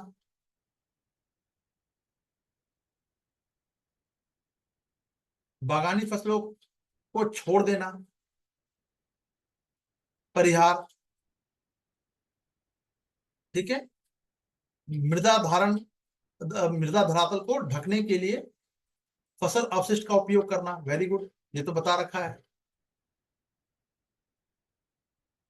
और स्थानिक और कालिक फसल अनुक्रमण यानी रोटेशन की बात हो रही है ना, फसल आवर्तनों को अपनाना।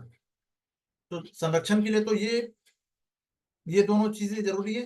परिहार बोल रहा छोड़ना, ये इंपॉर्टेंट नहीं है। तो 4 5 तो देख लीजिए, 4 5 इसमें इन्हीं दोनों में है, बाकी 4 5 तो है नहीं कहीं पर। ठीक है। परिहार, ये देखिए यहाँ पे परिहार को काट दिया हमने, इस पे थोड़ा डाउट है, ऐसे समझ लीजिए। तो 3 गायब हो गया, आंसर इज सी, ऐसे निकाला जा सकता था। इसलिए थोड़ा सा पहले थोड़ा सा ज्यादा सापेक्षिक रूप से एज कंपेयर यूपीएससी जो है थोड़ा सा आसान था, अब थोड़ा सा टफ हो गया है। टफ नहीं हुआ है, एक्यूरेसी मांग रहा है और कुछ नहीं है। तुक्काबाजी अलाउड नहीं है अब, है ना। पर स्कोप अभी भी है, 15 20 क्वेश्चन जो है, 15 to 20 क्वेश्चन जो होते हैं, अभी भी आप लैंग्वेज को देखकर इजिली सॉल्व कर सकते हैं। बट वो 15 to 20 क्वेश्चन है। 20 क्वेश्चन का मतलब या 50% हो गया। मान लो एज फॉर एग्जाम्पल 40% तो कम से कम, 50 क्वेश्चन अगर आपको सही होने चाहिए। ठीक है। और जिसमें कि 20 क्वेश्चन जो है, 15 से 20 क्वेश्चन आ जा रहा है, तो आप ऐसे समझो कि ये 40% के अराउंड हो गया। तो सिर्फ लैंग्वेज से ही आप निकाल सकते हो। अभी भी स्कोप है 100 में से, 100 में 20 क्वेश्चन निकालना बड़ी चीज नहीं है लैंग्वेज को देखकर। नॉलेज बेस पे तो वो 20 से ज्यादा होगा नहीं, 20 25 मैक्सिमम। बिना साम दाम दंड भेद लगाए नहीं हो पाएगा। तो 40 ही हो गया आपका पूर्व ज्ञान जो है, यानी जो पढ़ा है आपने, एंड पीवाई 60 क्वेश्चन हो गया। करंट अफेयर ऐड कर दीजिए 10 क्वेश्चन, 70 क्वेश्चन हो गया।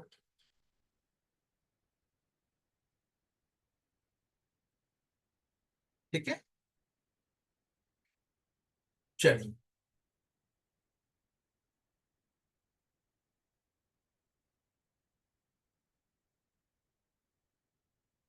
कमेंट करके बताइए समझ में आ गया।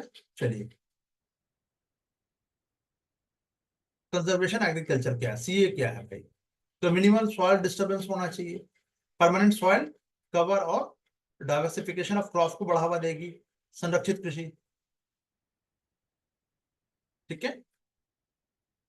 तो ये टिकाऊ कृषि उत्पादन को सुनिश्चित करता है, सस्टेनेबल रहेगा। एफएओ के अनुसार संरक्षण के लिए क्या होना चाहिए? बिना जुताई या मिनिमल टिलेज को बढ़ावा देना, बार बार नो टिल फार्मिंग या मिनिमम टिलेज को बढ़ावा देना, यानी कि आप मिट्टी को बहुत ज्यादा डिस्टर्ब नहीं कीजिए। डायरेक्ट जो बीज को बोने की बात है, सीधे बीज बोने की को प्रोत्साहित करना, डायरेक्ट सीडिंग की बात हो रही है। मिट्टी में हस्तक्षेप 15 सेंटीमीटर से कम गहराई या कुल फसल का 25% तक ही सीमित रखना। ये FAO के अनुसार है। तो 3 सिद्धांत, फर्स्ट क्या है, मिनिमम मैकेनिकल सॉइल डिस्टर्बेंस, आप मिट्टी को बहुत ज्यादा डिस्टर्ब नहीं कीजिए उसके, ठीक है। 15 अब देख लीजिए सेंटीमीटर तक की गहराई होना चाहिए फसल का, तो आराम से हो जाएगा, बहुत ज्यादा आप उसको डिस्टर्ब नहीं करेंगे। परमानेंट सॉइल कवर की बात करें तो भूमि की सतह पर 30%, कम से कम 30% और अधिक से अधिक आप जो क्रॉप रेसिड्यू है उससे ढककर रखना, जिससे कि नमी बनी रहे। पुआल या डंठल के अवशेष को छोड़ना आवश्यक होगा। लोग इसी को जला देते हैं, पराली हो गया, अपनी ही खेतों को नुकसान पहुंचा रहे हैं ना। स्पेसिफिक डाइवर्शन की बात है, क्रॉप रोटेशन जरूरी है, इंटरक्रॉपिंग भी शामिल है उसमें। इससे क्या होगा, मिट्टी के पोषण में संतुलन, कीट नियंत्रण और मिट्टी की संरचना स्ट्रक्चर में इंप्रूवमेंट आता है, ठीक है। तो अब यहां पे कहा गया अवॉइडेंस ऑफ मोनोक्रॉपिंग, एक धान्य कृषि पद्धतियों का परिहार, छोड़ने की बात होगी। तो संरक्षण पद्धति में मोनोक्रॉपिंग को सीधे प्रतिबंधित नहीं किया गया है, बल्कि crop diversification and crop rotation पर उसका जोर होता है। तो मोनोक्रॉपिंग से बचना एक अच्छी प्रथा तो हो सकती है, बट ये अनिवार्य सिद्धांत नहीं है। अगर मुझे, भारत में सबसे ज्यादा क्या होता है, चावल और गेहूं, यही होता है ना। तो ये एग्जाम्पल किसका है, मोनोक्रॉपिंग का एग्जाम्पल है। कैसे छोड़ दोगे यार, कॉमन सेंस लगाओ ना। चलो, न्यूनतम जोत को अपनाना, अडॉप्शन ऑफ मिनिमम टिलेज की बात हो रही है। तो इसमें जुताई कम से कम की जाएगी, ताकि जैसे कि मैंने अभी देखिए ऊपर ही एक लाइन थी क्लियर, बिना जुताई के सॉइल को डिस्टर्ब नहीं करना है। 15 सेंटीमीटर जब कुल फसल क्षेत्र से 25 सेंटीमीटर से कम तक में सीमित रखना होता है, तो जिससे कि मिट्टी डिस्टर्ब ना हो। तो इसमें जुताई कम से कम की जाती है, मिट्टी की संरचना, जैव विविधता और कार्बनिक पदार्थों के क्षरण को रोका जा सके, बिल्कुल।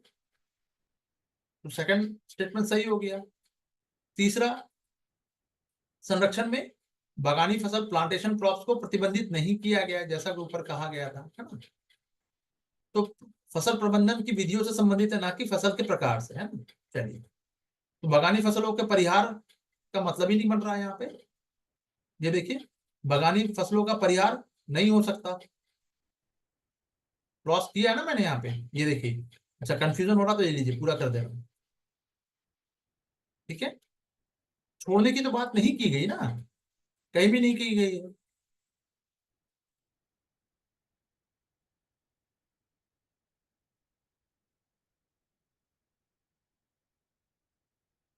ठीक है, तो फसल प्रबंधन की विधियों से, ना कि फसल के प्रकार से। मृदा धरातल को ढकने के लिए फसल अपशिष्ट का उपयोग, यानी परमानेंट सॉइल कवर की बात हो रही है। दूसरा सिद्धांत है, इसमें क्या है, क्रॉप रेसिड्यू का उपयोग जो है मृदा को ढकने के लिए किया जाएगा, तो मिट्टी का कटाव रुकेगा, नमी जो है प्रिजर्व उसमें मिट्टी में रह पाएगी, जैविक जो पदार्थ है उसकी मात्रा बढ़ेगी, और तापमान यानी टेम्परेचर भी, यानी छतरी लगा दी आपने मिट्टी पर, जमीन पर, तो गर्म भी कम होगा, तो टेम्परेचर क्या होगा, बैलेंस में रहेगा। स्थानिक और कालिक फसलों का अनुक्रमण, यानी स्पाटिल और टेम्पोरल जो क्रॉप रोटेशन है, यानी स्पीसीज डाइवर्सिफिकेशन। क्रॉप रोटेशन से पहले आपने, हर बार आप उसमें धान ही बो रहे हैं, कभी गेहूं बो दीजिए यार, कभी दलहन के पौधे रोप दीजिए आप, बुआई कीजिए। तो क्रॉप रोटेशन से क्या होगा, उसमें उर्वरता बनी रहेगी। इंटरक्रॉपिंग भी की जाती है, क्रॉप रोटेशन किया जाएगा आवर्तन में। चलिए, अतिरिक्त में क्या कि मिट्टी संरक्षण के लाभ क्या, तो लाभ तो पता ही है कि मिट्टी सब सारी चीजें हो गई है। जल की दक्षता में वृद्धि होगी, स्वास्थ्य, मिट्टी के स्वास्थ्य में सुधार आ जाएगा, मिट्टी के कटाव में कमी होगी, जलवायु परिवर्तन के एडवर्स जो आप अडाप्टेशन एंड मिटिगेशन दोनों हो जाएगा, एडवर्स इफेक्ट से बचोगे, मिट्टी में जैविक गुणवत्ता में वृद्धि होगी, यही सब तो होगा, और क्या होगा, है ना। किसानों के लिए चुनौतियां क्या होंगी? तो न्यू तकनीक सीखने की आवश्यकता है, प्रारंभिक लागत अधिक हो सकती है क्योंकि स्टार्टिंग का फेज है, तो पैसा ज्यादा लगेगा, श्रम ज्यादा लगेगा, है ना। जो एक ट्रेडिशनल जो मानसिकता है, ये तो एक बहुत बड़ी चीज है। इंडियन एग्रीकल्चर में सबसे बड़ी समस्या है पारंपरिक मानसिकता को बदलने की, और ये किसान इससे बदलने को तैयार नहीं है। तो किसान क्या छोड़िए, हम अपनी मानसिकता को बदलने को तैयार नहीं होते कई बार। ठीक है, चीजों को देखने का नजरिया, मैं आपको पूरी तरह से बदलने को नहीं कह रहा हूं, बट कुछ चीजें आपको समय के हिसाब से बदलना होता है। ठीक है, चलिए। तो ये तो सब समस्या है कि नहीं भैया, सब लोग गन्ना बो रहे तो हम पीछे क्यों रह जाए, हम भी गन्ना बोएंगे, वेरी गुड।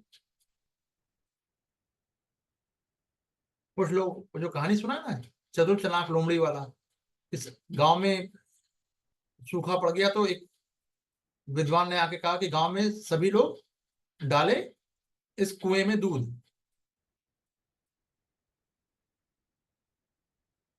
तो बारिश होगी। तो कुछ लोग दिमाग वाले थे, सोचा कि सब लोग तो दूध डाल रहे हैं, हम पानी डाल देते हैं। और सभी लोगों ने, मालूम चला पूरे गांव वालों ने ये सोच लिया कि सब तो दूध डाल रहे हैं, हम ही पानी डाल देते हैं, चलो क्या दिक्कत है, क्या पता चलेगा किसी को। मालूम चला दूध की जगह पानी निकला, सुबह अगर उठ के देखा तो, है ना। तो वही मानसिकता वाली बात है। ठीक है, चलिए।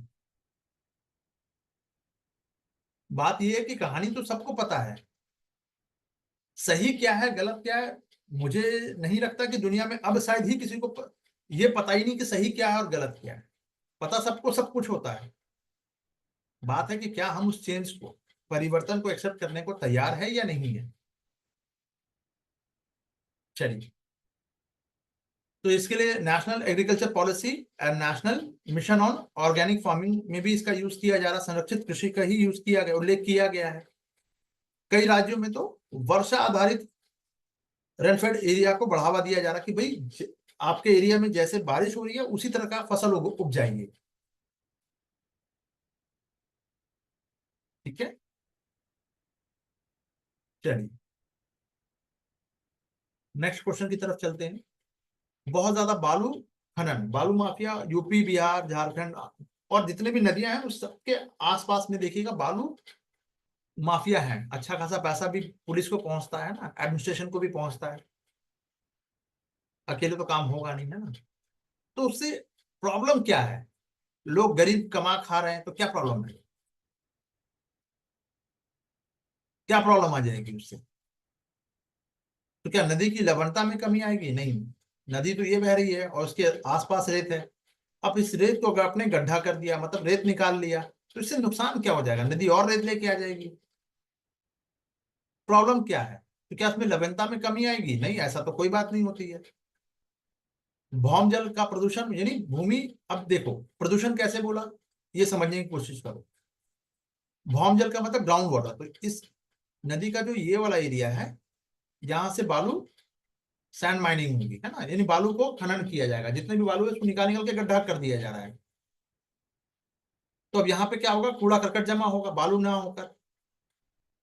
अब जब कूड़ा करकट जमा होगा तो इसका जो ग्राउंड वाटर है, इसके नीचे जो पानी है वो कंटेमिनेट होगा।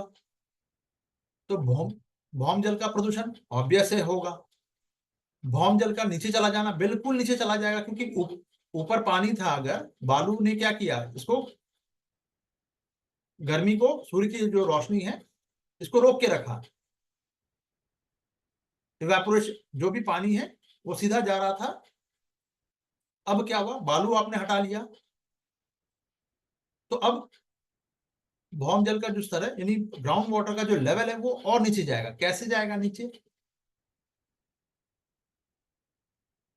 क्योंकि अब इसको हम थोड़ा सा नीचे देख लेते हैं, थोड़ा सा ऐसे समझिए, क्योंकि फिर डबल बोलना हो जाएगा। सैंड माइनिंग क्या है? सी बीच है, इनलैंड ड्यून्स है, सी बेड है, सबसे एक्सट्रैक्शन होता है। और ये रेत का निर्माण जो है, रेत आप कर तो क्या, सिर्फ मैन्युफैक्चरिंग में, ग्लास मैन्युफैक्चरिंग में भी होगा, इंफ्रास्ट्रक्चर घर बनाने में होगा।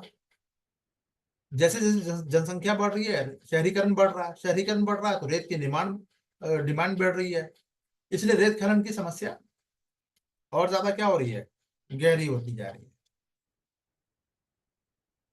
तो सैलिनिटी में कमी आ जाएगी ऐसा नहीं होता, बल्कि रेत खनन से नदी का तल गहरा हो जाता है और मीठे पानी की जो परत है वो पतली हो जाती है। ऐसे में समुद्र का जो खारा पानी है नदी में घुस सकता है, और सैलिनिटी वगैरह जो है, जिससे कि नदी का जो जल है वो, उसमें सैलिनिटी बढ़ जाती है। जी बिल्कुल, पॉल्यूशन को भी प्यूरिफाई करता है। ठीक है, तो ये जो प्रॉब्लम है ना बेसिकली वो उन नदियों में गंभीर है जहां पे जो डेल्टिक जो रीजन है उसमें आती है, जो समुद्र में मिलती है जाकर।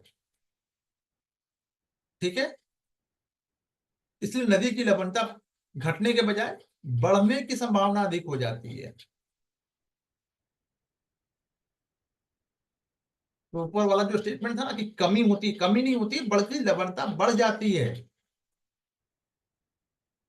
लेकिन ये उसी नदियों में होगा जो नदियां समुद्र में जाके मिल रही हैं।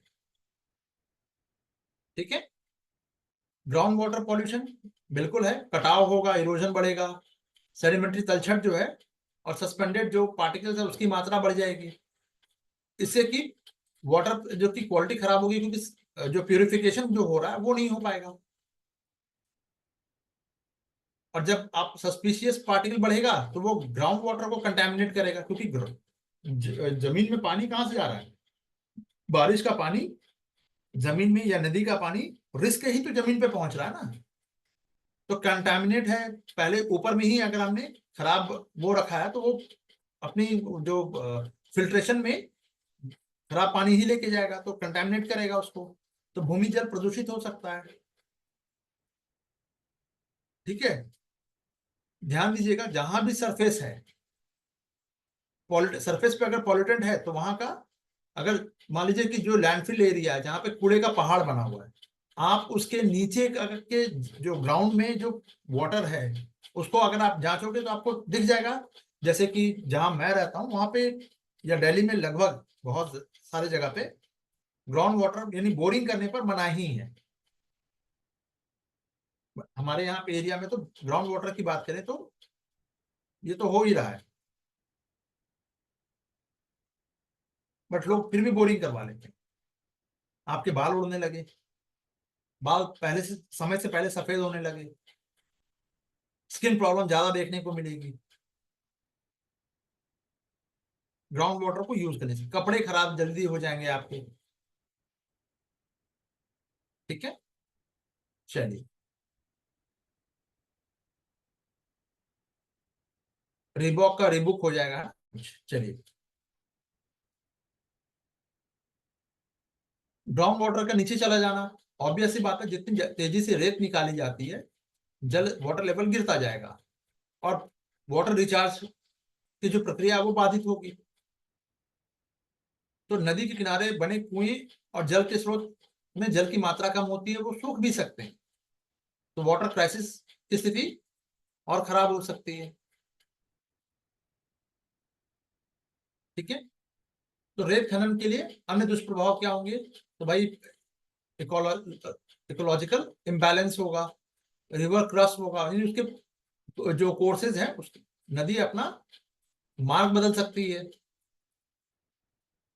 फ्लो पैटर्न और फ्लो वेलोसिटी दोनों प्रभावित होते हैं इससे।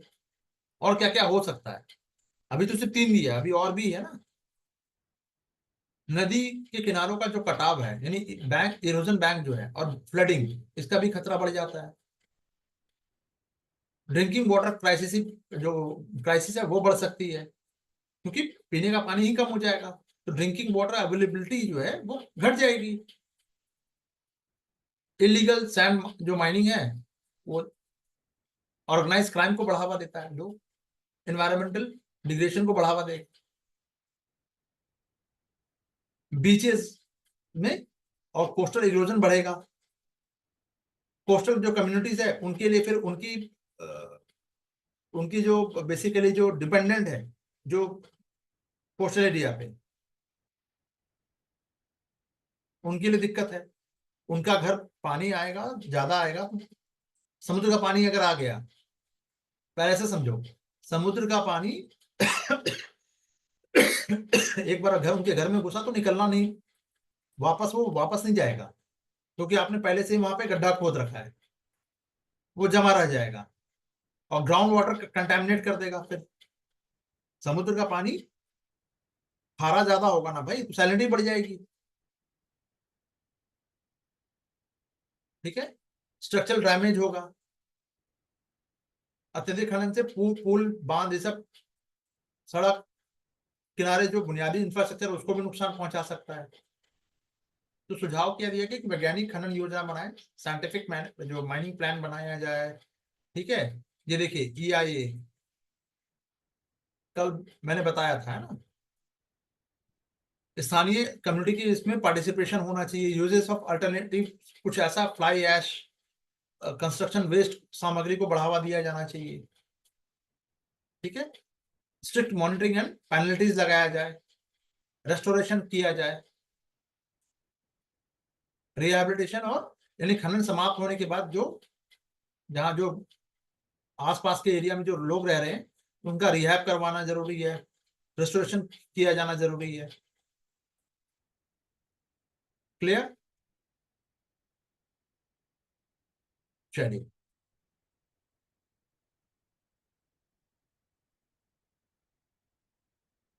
अब मेरा दम फूल गया। कल की यहां से क्लास NGT वाली क्लास कल होगी। क्योंकि मेरी कैपेसिटी जो है वो धीरे धीरे अभी कम हो रही है, क्योंकि सिर्फ पढ़ाने वाला काम नहीं है, बहुत ज्यादा काम जो होता है, हाँ, उसमें ही थकावट हो जाती है।